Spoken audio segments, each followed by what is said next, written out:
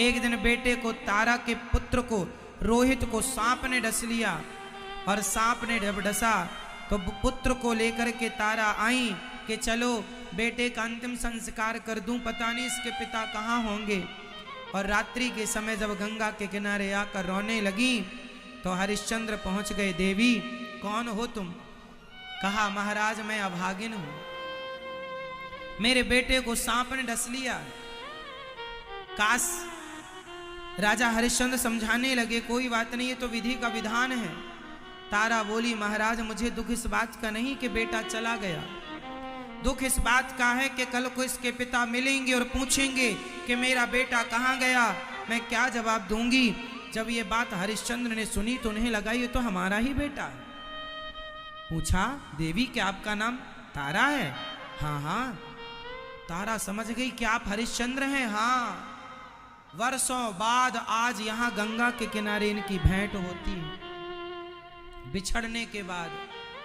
और जब भेंट हुई तो एक सम्राट, एक राजा आज शमशान में डोम बना घूम रहा, एक महारानी जिसके हजारों दासियां आगे पीछे चलती, वह एक ब्राह्मण के घर में पानी भरती है, पोंछा लगाती है, झाड़ू लगाती है। किसके लिए लगा रही है झाड़ू पोंछा? किसके लिए? कि शरीर तो नष्ट हो ही जाएगा, रानी बन के भी मरना है और नौकरानी बन के भी मरना है, पर किसी भी हाल में धर्म ना जाए। बस यदि धर्म को नौकरानी बन के बचा लूं तो बचा लूं,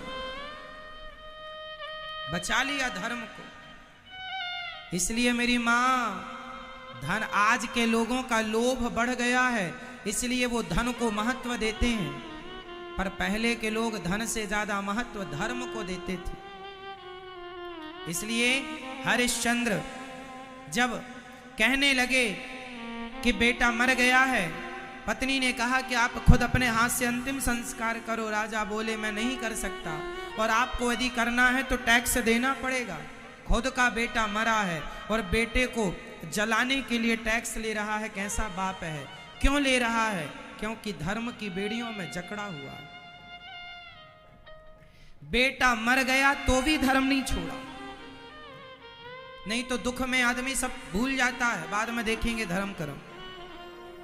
धन्य है ऐसे महापुरुषों की चर्चाएं।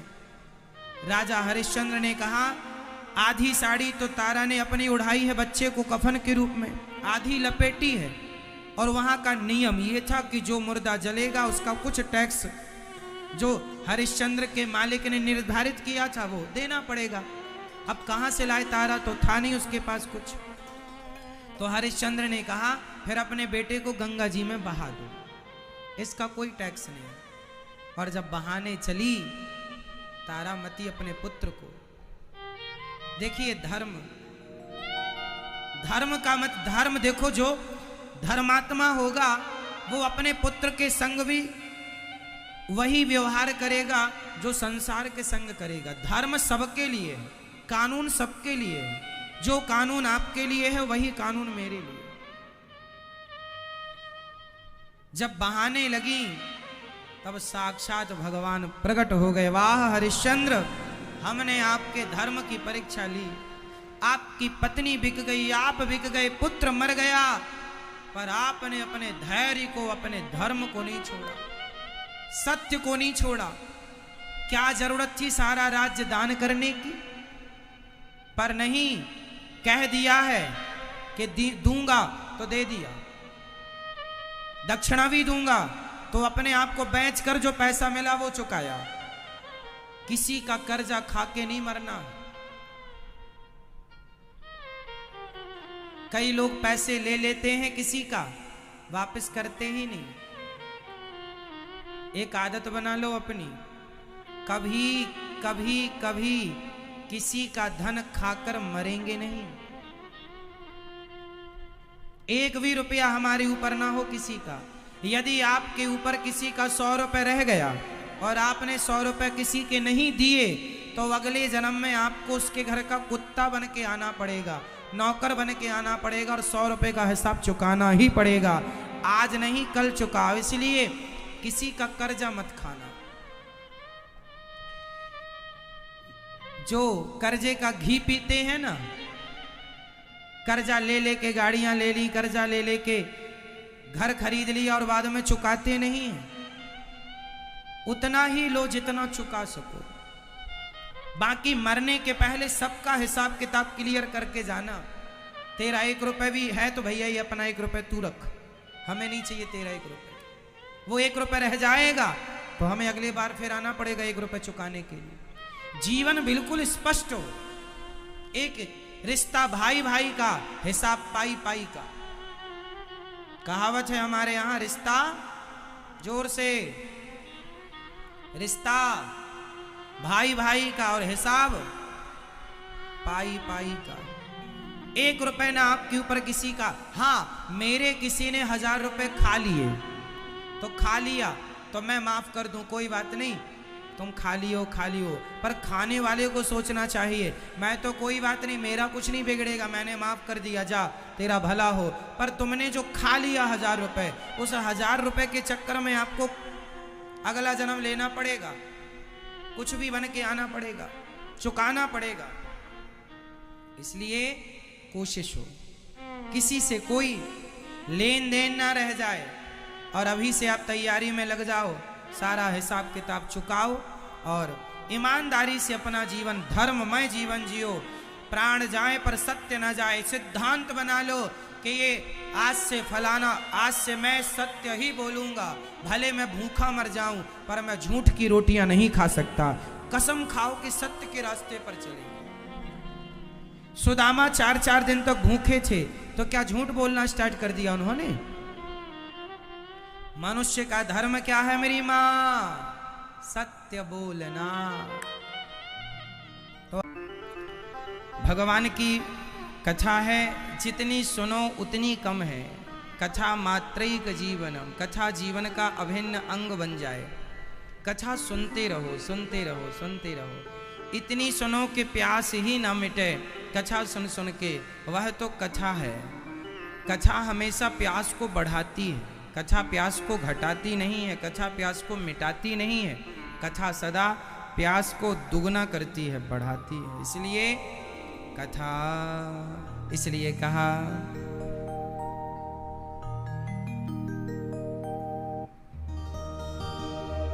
कि कथा सदा सेव्या, सदा सेव्या श्रीमद् भागवती कथा। नित्य कथा सुनो, इतनी कथा सुनो कि हृदय पूरा कथा से भर जाए। कल हमने सुना मनुष्य का धर्म क्या है?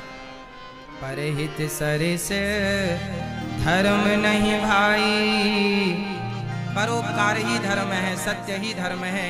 ये कल हमने सुना। आज आगे चलते हैं। जल्दी जल्दी आप लोग बैठ जाइए, जहां आपको जगह मिल जाए वहीं बैठ जाना। और अब जो हैं बिल्कुल ध्यान पूर्वक सुनेंगे। सुनिए। अच्छा ये बताओ कि भगवान कितने होते हैं? हमारे सनातन धर्म में, हमारे हिंदू धर्म में भगवान कितने हैं? जिसको पता है वो हाथ उठा के बताए। कितने भगवान होते हैं बताओ? बैठे बैठे सारे प्रश्नों के उत्तर बैठे बैठे देना है आपको, ये सुविधा है आपके लिए। मैया बताएंगे कितने भगवान होते हैं? बताओ मेरी माँ। एक। क्या नाम होने एक भगवान का? जोर से, जोर से आप बताओ भगवान कितने होते हैं? इतने सारे, इतने सारे भगवान होते हैं, इतने सारे। तो किलो के हिसाब से कर लें क्या? आप बताओ भगवान कितने होते हैं? एक। आप बताओ जी, दादाजी कितने भगवान? पीछे की मैया बताएंगे कितने भगवान होते हैं? ईश्वर कितने हैं?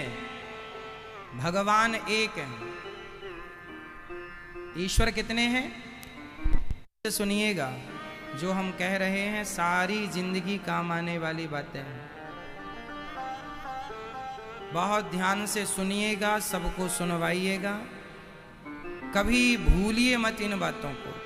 अब पता नहीं हम कब कहने आएंगे फिर से ये बातें। भगवान कितने होते हैं? एक।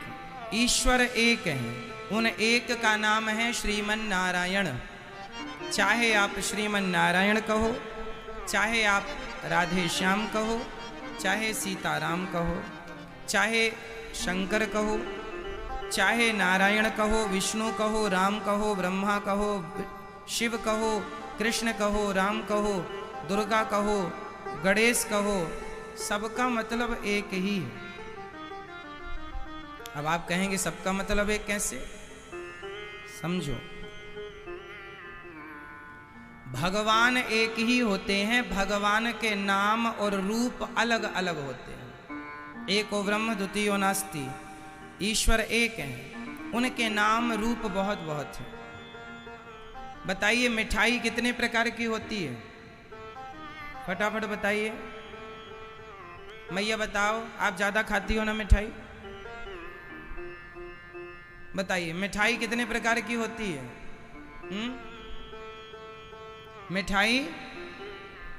मिठाई बहुत प्रकार की होती है, पर मिठाई बहुत प्रकार की होती है, पर एक चीज है जो हर मिठाई में एक सी होती है। बताओ क्या? क्या?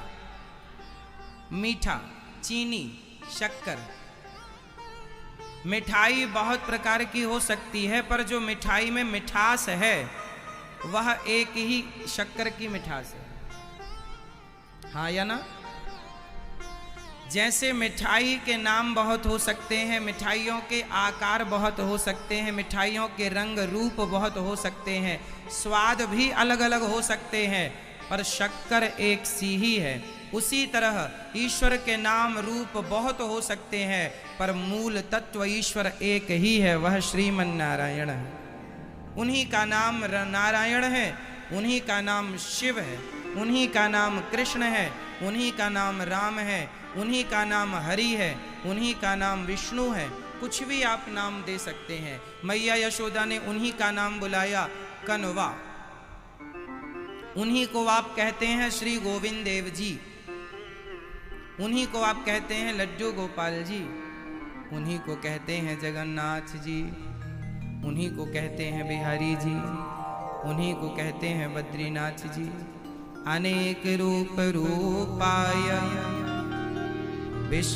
अनेक रूप रूपाय विष्णवे प्रभु विष्णवे। तो भगवान एक हैं, अनेक रूपों में उनकी व्यापकता है, आप किसी भी रूप में उनका दर्शन कर सकते हैं। तो भगवान कितने हुए मेरी माँ? कितने भगवान? इतने सारे नहीं, भगवान एक हैं। जो आप जाकी रही भावना जैसी, प्रभु मूरत देखी तिन तैसी।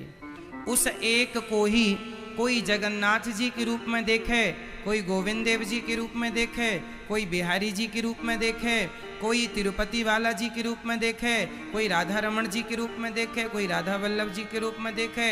जो जिस भाव से देखे, देखते रहो, पर अनेक रूपों में वही दिखाई पड़ रहे हैं, कोई दूसरा दिख ही नहीं रहा।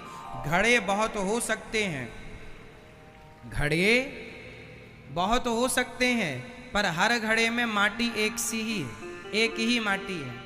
एक ही कुम्हार ने अनेक घड़े बनाए, तो माटी तो एक ही है, घड़े अनेक हैं। उसी प्रकार माटी मतलब मूल तत्व एक है, नाम रूप बहुत हो जाए तो हो जाए। तो भगवान एक है। क्या नाम है उन एक का नाम बता दो मैया जी, एक भगवान का नाम बताओ। तो हम लोग युगल उपासना करते हैं, तो नाम भी हमें युगल ही लेना चाहिए। श्रीमन राम जी कौन है? श्रीमन नारायण। श्री मतलब सीता, श्री मतलब लक्ष्मी। जब राम के आगे श्री लग जाता है तो उस श्री का मतलब हो जाता है सीता। जब नारायण के आगे श्री लग जाता है तो उस नारायण की श्री का अर्थ हो जाता है लक्ष्मी। और जब श्री कृष्ण, जब कृष्ण के आगे श्री लग जाता है तो उस श्री का अर्थ हो जाता है राधा। समझ रहे हैं? समझ रहे हैं आप लोग? तो राम जी कौन है? बोलो जोर से। श्रीमन नारायण। और श्री कृष्ण कौन है? जोर से। श्रीमन नारायण। अच्छा, और ये जगन्नाथ जी कौन है? बोलो मेरी माँ, ओ मैया, आप बोलो, ध्यान यहां वहां ना लगा। जगन्नाथ जी कौन है? श्रीमन नारायण। और गोविंद देव जी कौन है? और बद्रीनाथ जी, और तिरुपति बालाजी, विठल नाथ जी, सांवरिया सेठ जी, खाटू श्याम जी, अनेक रूपों में वह परमात्मा ही व्याप्त है। अब हम लोग कंफ्यूज इसलिए हो जाते हैं, हमें लगता है इनका रूप तो अलग है, इनका रूप अलग है। तो रूप में मत जाओ, भगवान एक है। चलो इतना समझ में आ गया। अब इससे आगे चलते हैं। अब ये और आपको बताना है कि भगवान सगुण होते हैं कि निर्गुण।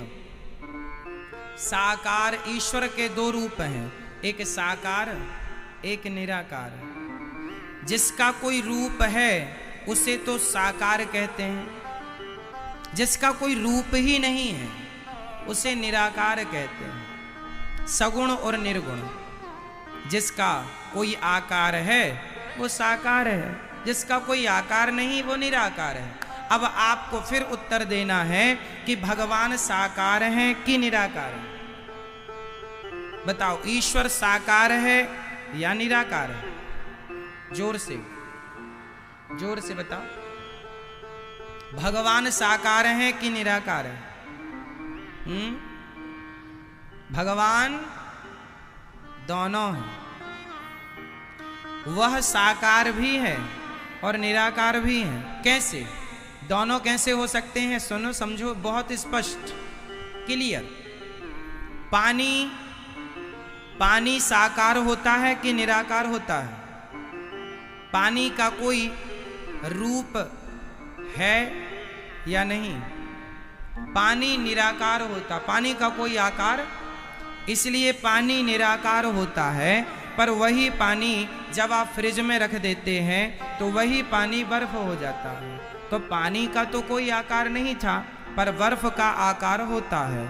उसी तरह ईश्वर तो निराकार होता है, पर वही ईश्वर जब भक्तों के प्रेम की फ्रिज में प्रवेश कर जाता है तो वह भक्तों के लिए वही निराकार साकार बन करके कभी राम कभी कृष्ण बन करके प्रकट हो जाते हैं।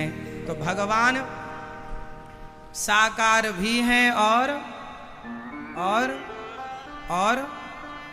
निराकार भी है। जैसे पानी साकार भी है और पानी बर्फ बन जाने पर साकार है और पानी निराकार है। उसी तरह ईश्वर निराकार होते हैं, पर वही राम और कृष्ण बनकर, नरसिंह बन के, वामन बन के भक्तों के लिए वह सगुण साकार रूप धारण कर लेते हैं। इसलिए कहते हैं, सगुण उपासक परहित निरत नीति दृढ़ ते नर प्राण समान मम जिनके द्वज पर प्रेम। तो भगवान साकार भी है और निराकार भी है। इसलिए कोई साकार की पूजा करे तो वो भी अच्छा है और कोई निराकार की पूजा करे वो भी अच्छा। जो तुम्हें सुहाए कर लो, करो, कुछ ना करने से अच्छा है कुछ करो। तो जो अच्छा लग जाए वो कर लेना चाहिए। जाकी रही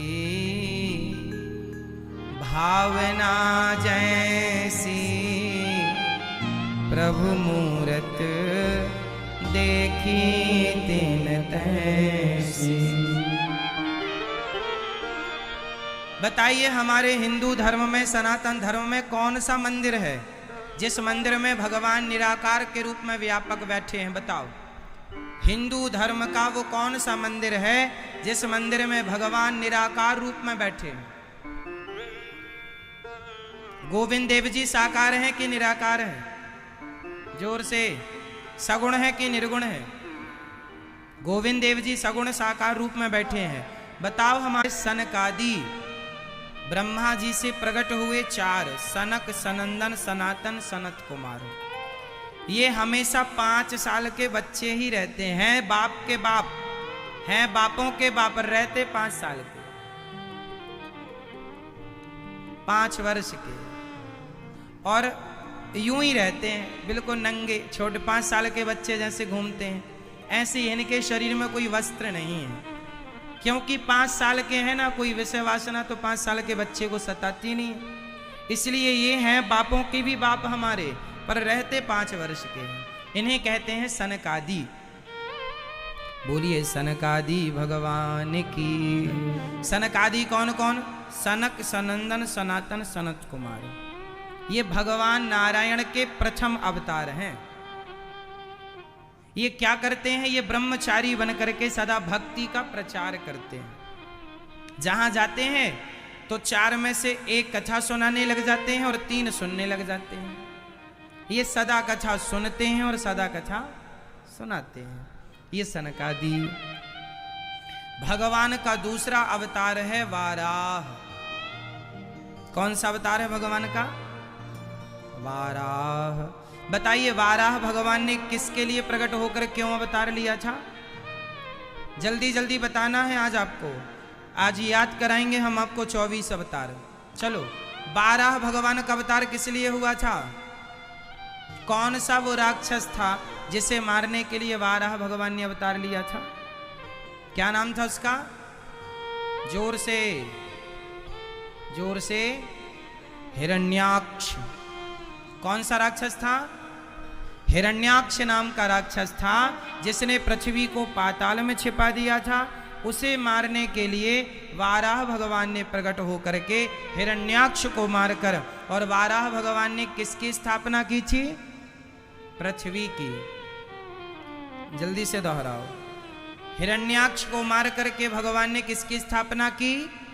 पृथ्वी माता की। तो वाराह भगवान का अवतार किसके लिए हुआ था? हिरण्याक्ष नाम के दैत्य को मारने के लिए। ये हिरण्याक्ष के भैया का नाम क्या था? हिरण्यकशिपु। जो हिरण्यकशिपु है, जो प्रहलाद के पिता हैं, प्रहलाद के पिता का नाम क्या है? हिरण्यकशिपु। तो जो दत्तात्रेय जी ने बनाए थे वह शिक्षा गुरु थे, और शिक्षा हमें सबसे लेनी चाहिए। एक वैश्या से भी शिक्षा ली दत्तात्रेय जी ने, वैश्या को भी गुरु बना लिया। एक वैश्या थी, वो खड़ी होकर के द्वार पर किसी पुरुष का इंतजार कर रही थी। पुरुष कोई आया नहीं, उसके अंदर बड़ा वैराग्य हो गया, गिलानी हो गई। राम राम, जितना इंतजार हमने किसी पुरुष का किया, इतना इंतजार भगवान का करती तो कल्याण हो जाता। क्या हुआ? परिणाम यह हुआ कि उस महिला को वैराग्य हो गया। दत्तात्रेय जी ने कहा, यह सत्य है कि जितना इंतजार हम जगत का करते हैं, उतना इंतजार जगन्नाथ का कर लें तो कल्याण हो जाए। तो आशा ही परमम दुखम, नैराश्यम परमम सुखम। ये ज्ञान लिया दत्तात्रेय जी ने। तो पिंगला नाम की वैश्या को गुरु बनाया श्री दत्तात्रेय जी ने, और गुरु बनाकर सीख ली है। देखो, सीखने वाला तो सबसे सीख सकता है, और ना सीखने वाला रावण भी ब्रह्मा जी से नहीं सीख सकता। इसलिए सीखना बड़ी बात है। सीखते रहोगे तो जीतते रहोगे, सीखना बंद तो जीतना बंद। इसलिए सीखते रहो। सीखने की कोई एज नहीं होती, कोई उम्र नहीं होती। सीखते रहो, सीखते रहो। दत्तात्रेय जी किनके पुत्र हैं? आप अनुसुईया माता के पुत्र बनकर आए। अत्रि, अनुसुईया अत्रि के पुत्र बनकर आए श्री दत्तात्रेय जी। आप साक्षात भगवान नारायण हैं। आप भगवान के 6ठे अवतार हैं। 7वें अवतार में यज्ञ भगवान आए, यज्ञ नारायण भगवान। आप रुचि प्रजापति के गर्भ से आप प्रकट हुए थे। इसके बाद भगवान ऋषभदेव जी आए 8वें अवतार में। ऋषभदेव जी यह राजा नाभि की पत्नी मेरु देवी के गर्भ से उत्पन्न हुए थे।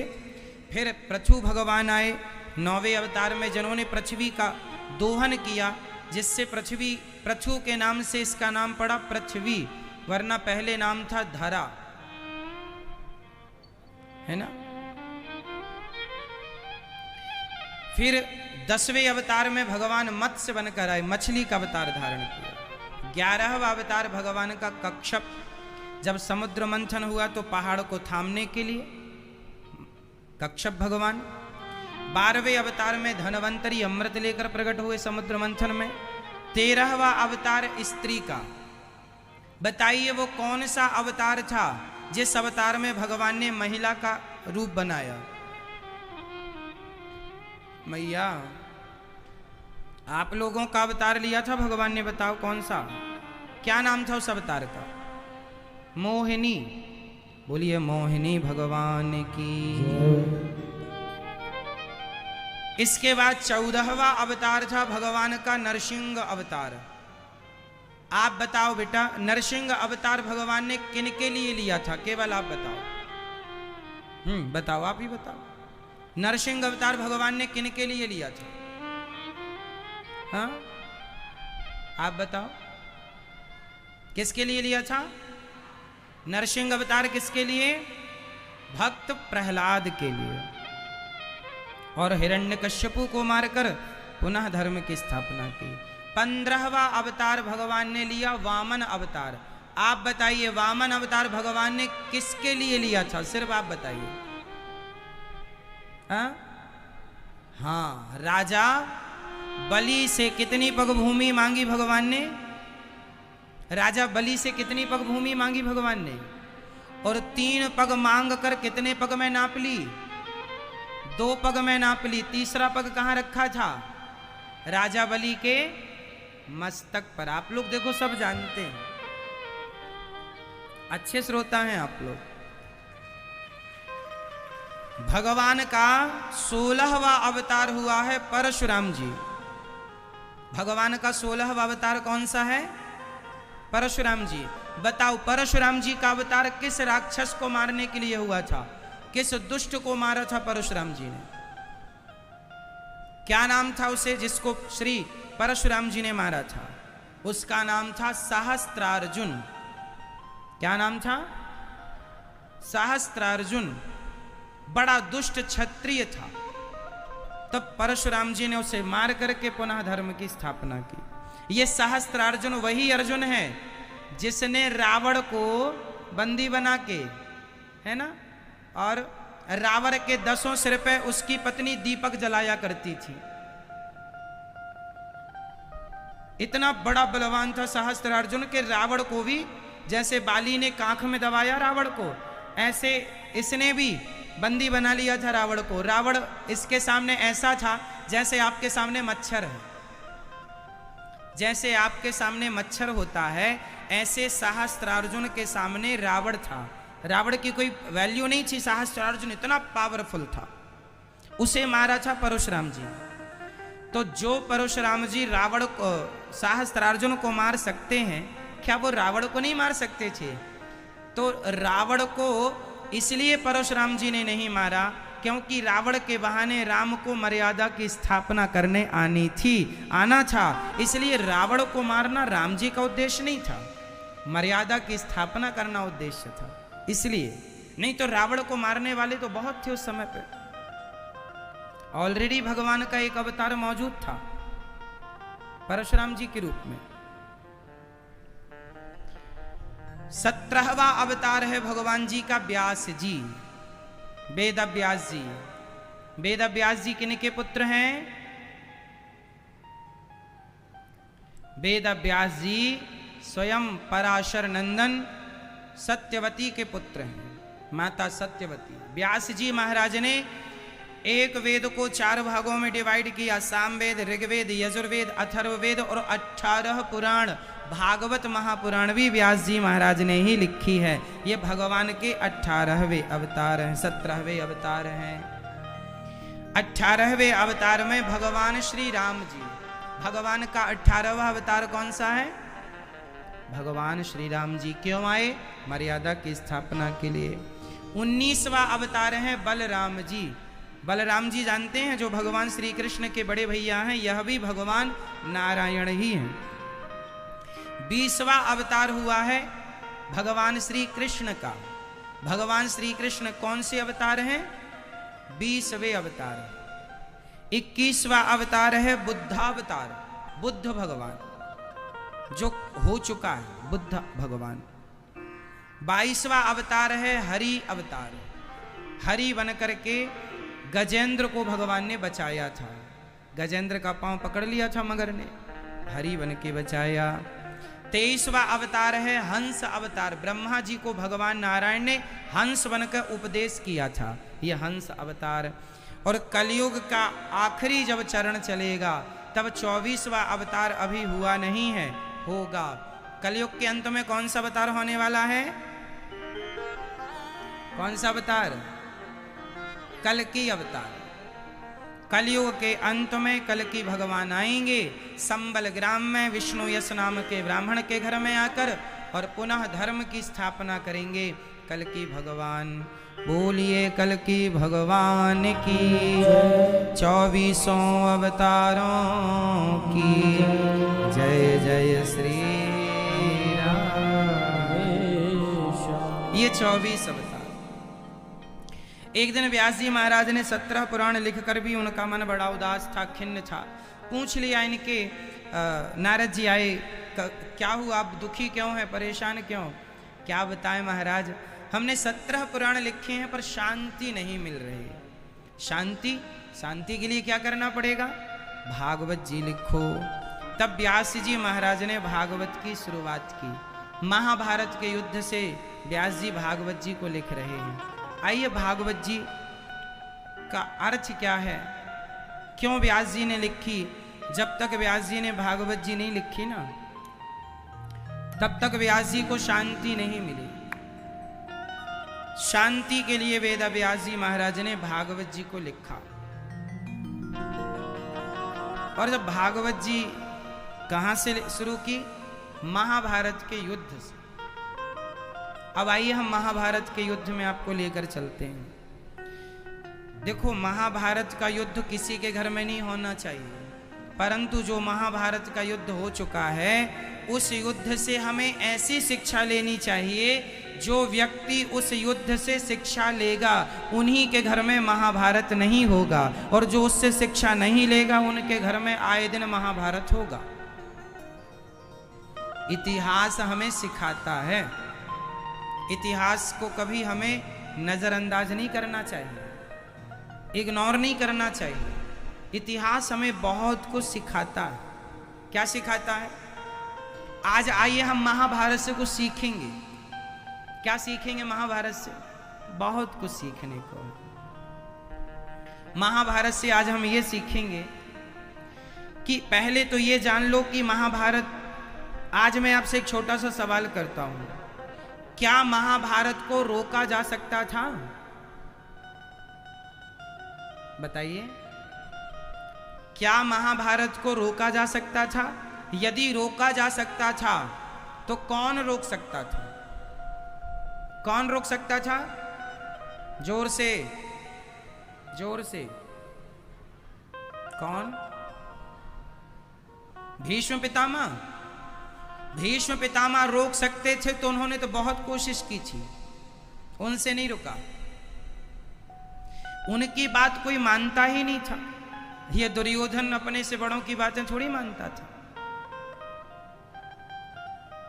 जिस घर में बड़ों का सम्मान ना हो, जिस घर में बड़ों का सम्मान खत्म हो रहा हो या हो चुका हो, वो घर बहुत जल्दी अंधकार में डूबने वाला है। इसलिए बड़ों का सम्मान करते रहो। आदर करना है, निरादर नहीं करना।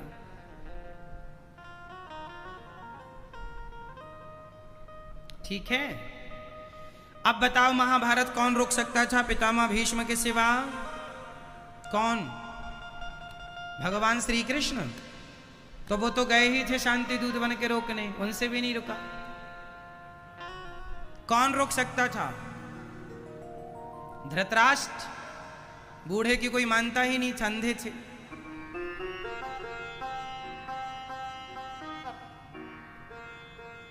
एक ही आदमी रोक सकता था और वह था खुद दुर्योधन। चाहता तो सबने समझाया था, रोक लेता, नहीं लड़ना हमें, जितना धन हमारे पास है पर्याप्त है। परंतु दुर्योधन के अंदर क्या आ गया था? लोभ, लालच, कि मेरा धन तो मुझे मिले ही, मेरे भाइयों का धन भी मुझे हड़पने को मिल जाए। और याद रखना मेरी माँ, जो दूसरों का धन हड़पना चाहता है, देर सवेर उसकी दुर्गति वैसी ही होती है जैसे दुर्योधन की हुई है, सर्वनाश।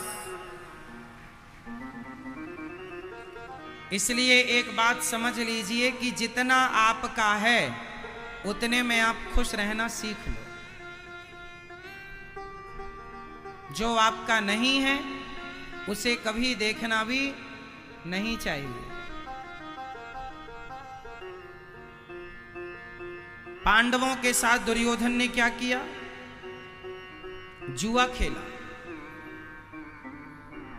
पहली बात तो ये बताइए, क्या जुआ खेलना धर्म था? जुआ खेलना धर्म है या अधर्म है? जोर से, आप में से कितने लोग जुआ खेलते हैं?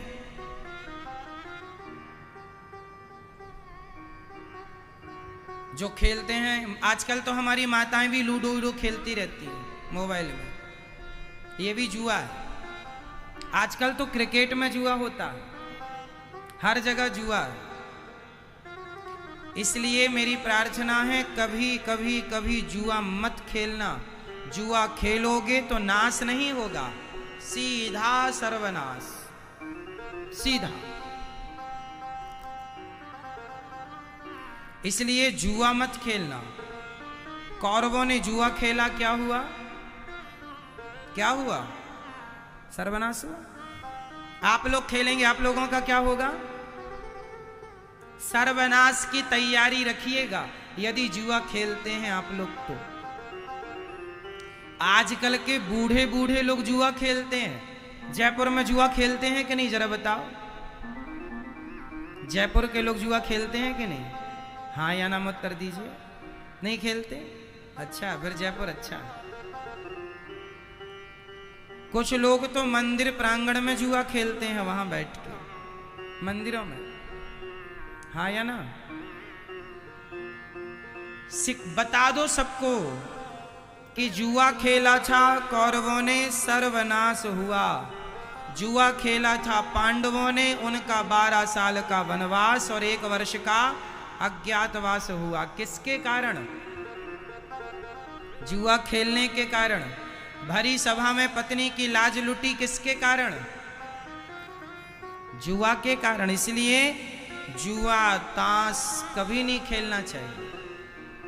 यदि आपको, देखो, जब बीमारी होती है ना हमें कोई भी, जैसे किसी को शुगर हो गई, बढ़ गई, तो डॉक्टर क्या कहते हैं? अब तुम्हें मीठा नहीं खाना। बीमारी से केवल दवाई नहीं बचाती मेरी माँ, आपका परहेज भी बीमारी से बचाता है। हाँ या ना? अब कोई को शुगर हो जाए और वो इंसुलिन लगाए, इंसुलिन भी लेता जाए और उस साथ में रसगुल्ला भी खाता जाए, तो क्या शुगर कंट्रोल होगी? भाई, शुगर कंट्रोल का एक ही फंडा है कि आप दवाई ले रहे हैं तो दवाई नियमित लीजिए और परहेज करिए मिठाई से, मीठे से।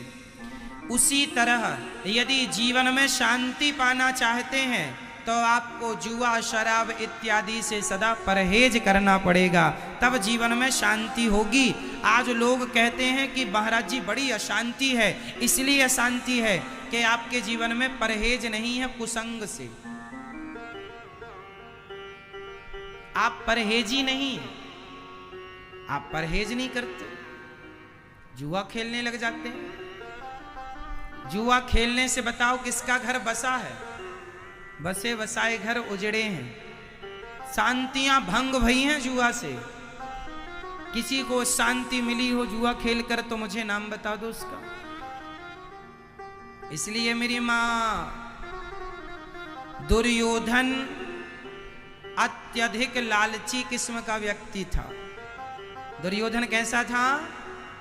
जोर से, जोर से। लालची, और लालच मक्खी गुड़ में गड़ी रहे, पंख रहे लिपटाए, हाथ मलहे और सिर धोने, लालच बुरी। सबसे बुरी क्या है? लालच। इसलिए लालच ना करिएगा। जो आपके पास है वो बहुत है। अधिक लालच विनाश का कारण बनती है, इसलिए लालची मत बनिएगा। अधिक लालच किसका कारण है मेरी मां? अधिक लालच किसका कारण है? विनाश का। इसलिए मक्खी गुड़ में गड़ी रहे, पंख रहे लिपटाए, हाथ मले और सिर धुने, लालच बुरी बला। दुर्योधन जरूरत से ज्यादा लालची था और उसके लालच ने विनाश कर दिया।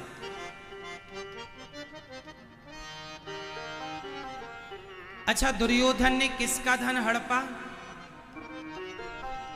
जोर से बताओ। दुर्योधन ने किसका धन हड़पा था? हा? अपने अपने अपने भाइयों का। क्या किसी भाई को अपने भाई का धन हड़पना चाहिए? उत्तर दो। आप में से ऐसा कोई भाई तो नहीं है जिसने अपने भाई के धन को हड़प लिया हो? यदि हड़प लिया है आपने तो वापस कर देना उसका। भाई का धन हड़पने वाले को कभी भगवान नहीं मिलते। इसलिए बड़े बड़े पापों में यह भी एक पाप है, अपने भाई का धन हड़प लेना। धन तो किसी का नहीं हड़पना चाहिए, पर कम से कम उस भाई को तो छोड़ दो जिसने आपके संग खाया पिया है, सोया उठा है, जो आपका ही खून है, उसे तो छोड़ दो। उसका धन तो ना हड़पो। नहीं तो भाई का धन आपने हड़प लिया और बेचारा भाई सहज है, सीधा है, भोला है, कुछ बोल ना पाया, विरोध कर ना पाया, तो पावरफुल भाई ने अपने भाई का धन हड़प लिया। 1 एकड़ जमीन हड़प ली, प्लॉट हड़प लिया, सोना चांदी उसके हक का हड़प लिया। वो धन आपका विनाश ही करेगा, आपकी तरक्की नहीं करेगा। वो धन ना आपको फलीभूत होगा ना आपकी संतान को। मेहनत का धन ही फलता है साहब। बेईमानी का धन आज तक किसी को फला हो तो बता दो। करता आदमी जरूर है बेईमानी, पर बेईमानी फलीभूत नहीं होती। करता है, नहीं मानता, लालच है, पर फलीभूत नहीं होती। आपकी नजर में ऐसे कितने लोग हैं जिन्होंने भाइयों का धन हड़पा और उनका विनाश हुआ? मेरी नजर में कई भाई लोग हैं जिन्होंने अपने भाइयों का धन हड़प लिया और बाद में उनका विनाश हो गया। कहीं अगला नंबर, आप यदि गलत रास्ते पर हैं तो ठीक कर लीजिएगा रास्ता, वरना जब ईश्वर की लाठी चलती है तो भगवान की लाठी जब चलती है तो उनकी लाठी में क्या नहीं होती? मैया जी, जिनकी ईश्वर की लाठी में क्या नहीं होती? आवाज नहीं होती।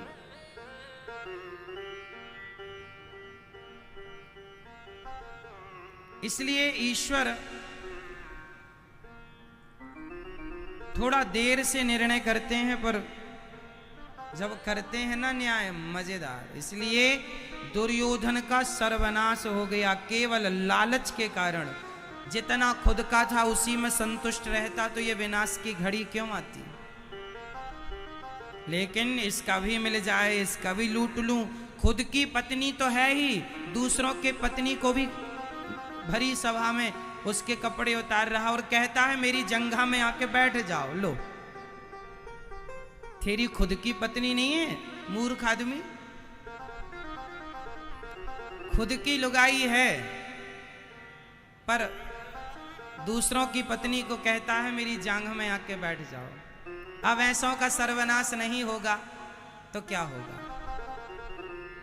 बोलो मेरी मां। इसलिए अपने धन में, अपनी पत्नी में संतुष्ट रहना चाहिए। जितना मेरे पास है, मैं बासी रोटी खाता हूं नमक के संग, उसमें भी हमें खुश रहना चाहिए।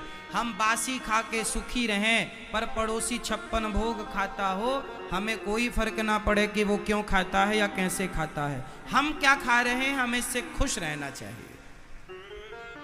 हमारे पास बासी रोटी है, नमक रोटी है, जो है विधाता दे रहे हैं, हम खा रहे हैं। इसका अर्थ ये नहीं कि हम नमक रोटी खा रहे हैं, तुम 56 भोग खा रहे हो तो हम तुम्हारा 56 भोग छीनने की कोशिश करें। ये न्याय नहीं है। और दुर्योधन ने यही किया। पांडवों का धन हड़पा, सर्वनाश। महाभारत रोक सकता था कोई?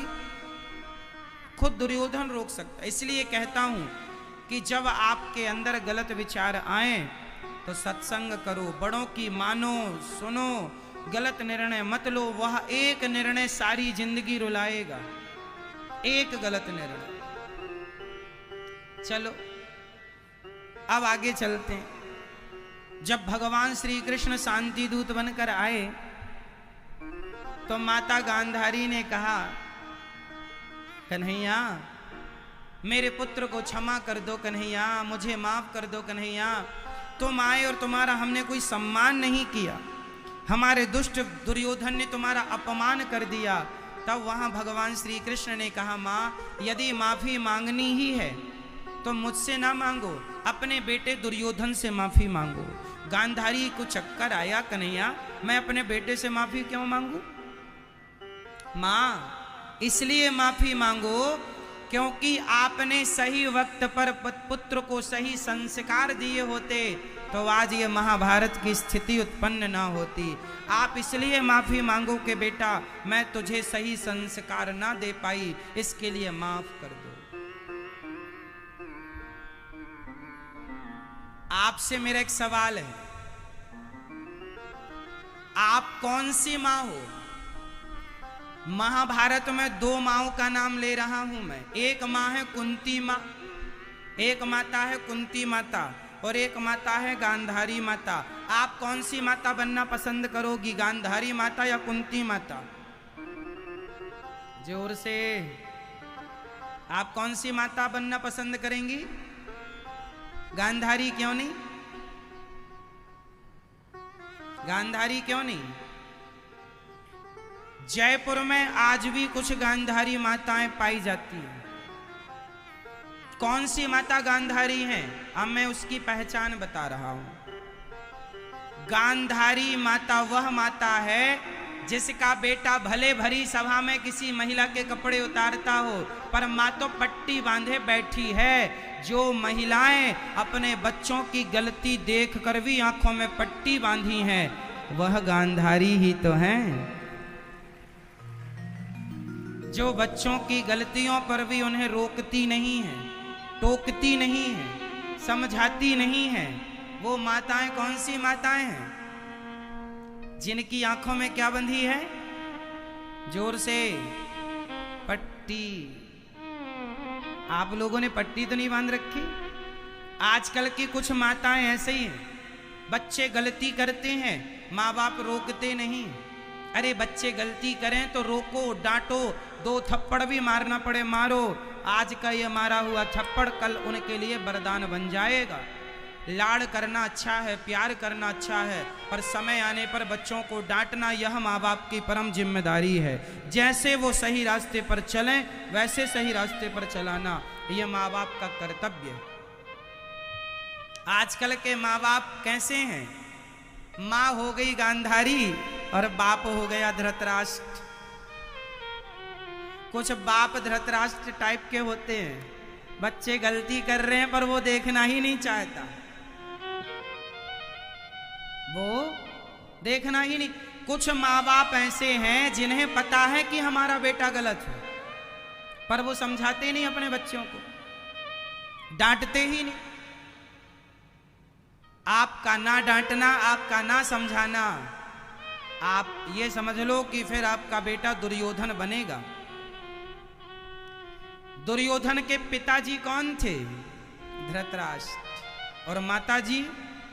जिनकी मां गांधारी हो और जिनका बाप धृतराष्ट्र हो।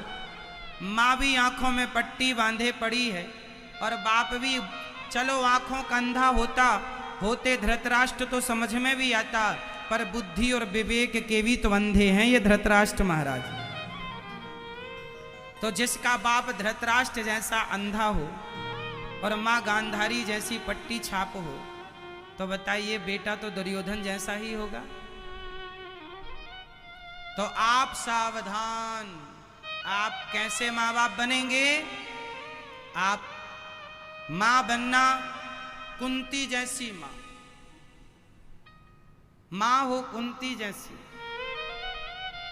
और पिता हो दशरथ जी जैसा। धन्य है दशरथ जी। इसलिए आपको चाहिए कि अपने बच्चों के लिए जागरूक मां बाप बनो।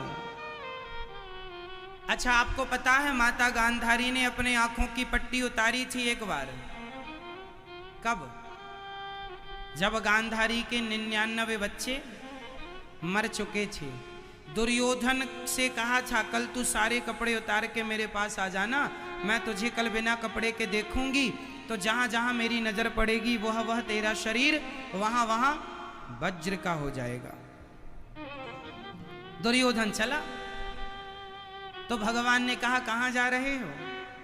बोले मां के पास। भगवान ने कहा अरे कम से कम कुछ तो कपड़े पहन लो, इतने बड़े घोड़े हो और नंगे जा रहे हो, कुछ तो कपड़े पड़े। नहीं, मां ने कहा बिल्कुल ऐसे ही आना है। मां ने कहा तो कुछ तो कलो, कपड़े पहनने के लिए मना किया है, पत्ते लपेट लो। केले के पत्तों की भगवान ने टॉवेल बना दी। दुर्योधन ने वो टॉवेल लपेटी, चला गया।